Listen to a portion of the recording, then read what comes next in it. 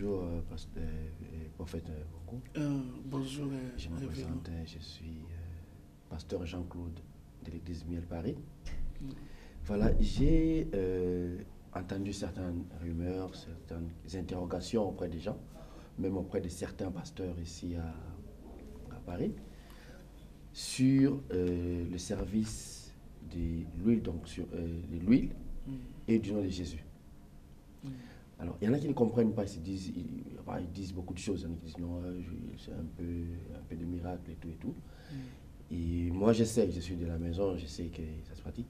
Alors, est-ce que pouvez-vous nous éclairer un peu le public sur ce service, l'huile d'onction et le nom de Jésus? Est-ce que c'est compatible? Oui. Merci, le révérend JC. C'est biblique. Ecclésiaste 1:9, n'oublie jamais cela. Ce qui a été, c'est ce qui sera. Ce qui sera, c'est ce qui s'est fait. Il n'y a rien de nouveau sous le soleil.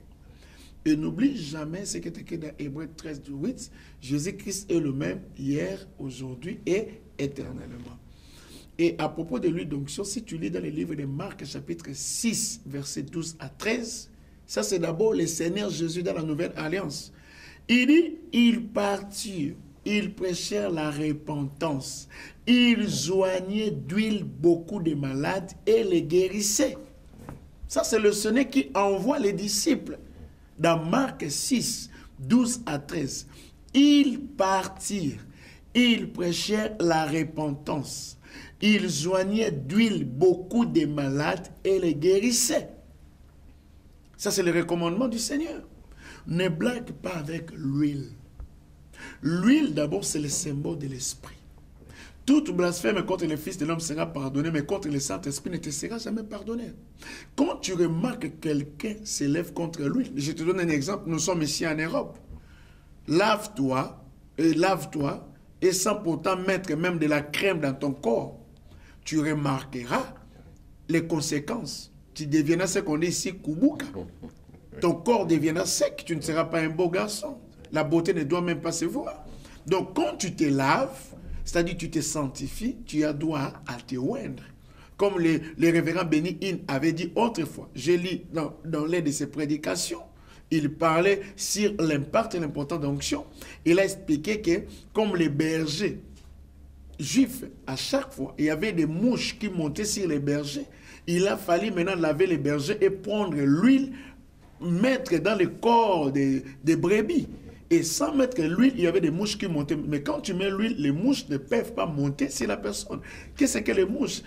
Les mouches montent pour donner les infections. C'est-à-dire, le corps demande l'huile. Maintenant, si nous lisons dans Jacques chapitre 5, le verset 13 à 15, on dit, quelqu'un parmi vous est-il dans la souffrance qu'il prie? Quelqu'un parmi vous est-il dans la joie qu'il chante? Quelqu'un parmi vous est-il malade? Qu'il cherche les anciens de l'église et que les anciens prient pour lui, en loignant d'huile au nom du Seigneur.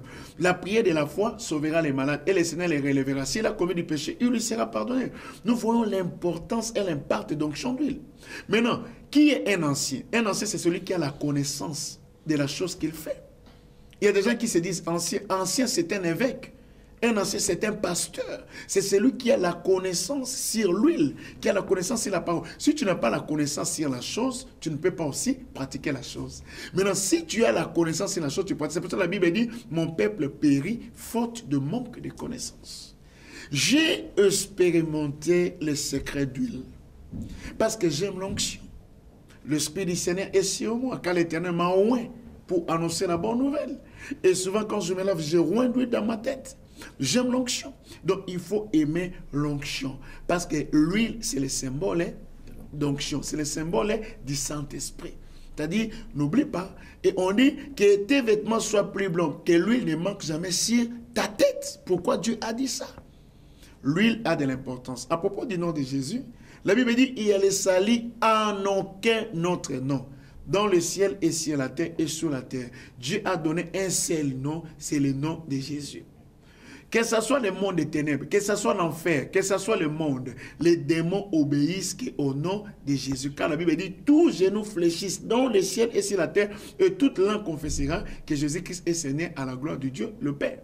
Et si nous lisons dans Marc 16, Le verset, quand vous lisez dans le verset 16, on dit, en mon nom, vous imposerez les mains aux malades et les malades seront guéris.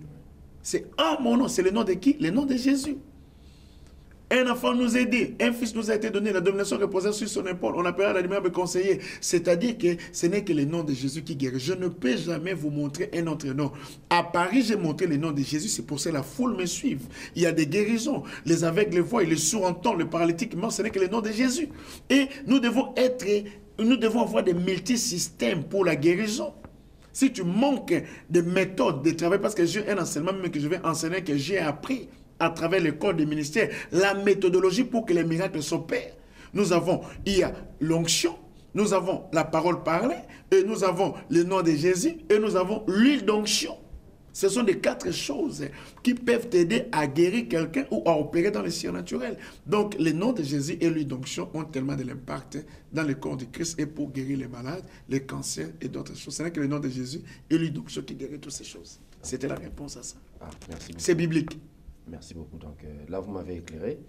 Donc j'ai la réponse. Je suis maintenant équipé pour moi aussi répondre à ces genres de rumeurs quand on me pose la question. Merci beaucoup, prophète. Merci beaucoup. Que Dieu te bénisse. Merci.